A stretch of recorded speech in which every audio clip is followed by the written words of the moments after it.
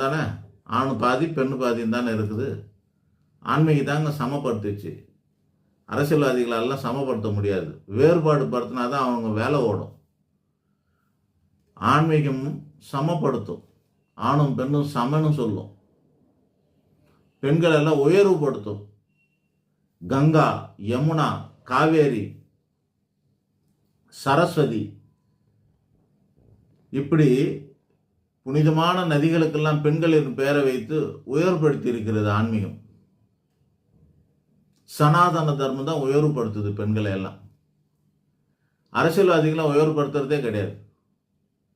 நீங்கள் ஒரு கவுன்சிலர் சீட்டுக்கு பொம்பளைங்களுக்குன்னு தனியாக சீட்டு கொடுத்தாச்சாலும் அவங்களும் ஜெயிச்சுட்டு வந்துட்டா கூட கூடியத்தை கூட விட மாட்டுறாங்க அந்த அரசியல்வாதிகள். என்ன அது பொம்பளை வந்து கொடியேற்றுறது நாங்கள் ஏன்ச்சு நிற்கிறதான்றாங்க. ஆக இந்த ஏற்றத்தாழ்வுகளை வச்சு வாழ்க்கையை ஓட்டிக்கிட்டு இருக்கிறது, தொழில் நடத்துறது, வியாபாரம் பண்ணுறது, சம்பாதிக்கிறது, காரியம் சாதிக்கிறது எல்லாமே அரசியல்வாதிகள் தான். ஆன்மீகவாதிகளும் கிடையாது, சனாதன நண்பர்களும் கிடையாது, சனாதனவாதிகளும் கிடையாது. அவர்கள்லாம் இப்படியெல்லாம் இதை வச்செல்லாம் குழப்பு நடத்தலை. ஏற்றத்தாழ்வுகளை வச்சிடலாம்.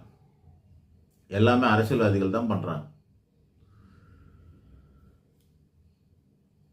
ஆக உண்மை என்னன்னா, இந்த உலகம் சமம் கிடையாது. பிறக்கும்போதும் சமம் கிடையாது, பிறப்புக்கும் சொல்கிறாரு. எப்படி சமம் அர்த்தம் நம்ம தப்பாக எடுத்துக்கிறோம். சில பேருக்கு உடல் ஊனமாக கூட பிறக்கிறாங்களே, பிறப்பில் எப்படி எல்லாம் சமமாக இருக்குது. சில பேர் வந்து கார்பரேஷன்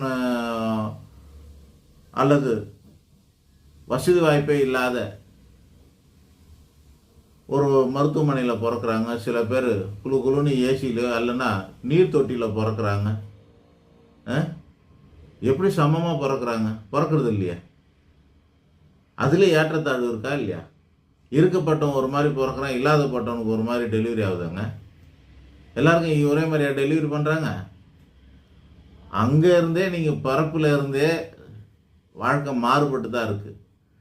நாம் புரிஞ்சிக்க வேண்டியது என்னென்னா, எல்லாரும் ஒன்று தான்றது என்னென்னா, எல்லாரும் மனிதர்கள் தான் அப்படிங்கிற ஒரே ஒரு சிந்தனை தான் ஒத்துமையாக. அது ஒன்று தான் நம்ம எல்லாத்தையும் ஒன்றுபடுத்தணும் ஒழிய சும்மா இந்த ஆண் பெண்ணுங்கிறது அப்புறம் அது இதெல்லாம் வச்செல்லாம் பண்ண முடியாது. ஜாதியெல்லாம் வச்செல்லாம் ஓட்டுறதெல்லாம் என்னத்துக்கு? எல்லாம் அவங்களோட குழப்பு ஓட்டுற விஷயந்தான். அது உண்மை கிடையாது. நம்மளை பொறுத்த வரைக்கும் ஒருத்தரும் உலகத்தில் சமம் கிடையாது. நாம் வந்து ஒரு டாக்டரை போய் பார்க்குறோம். முதல்ல என்ன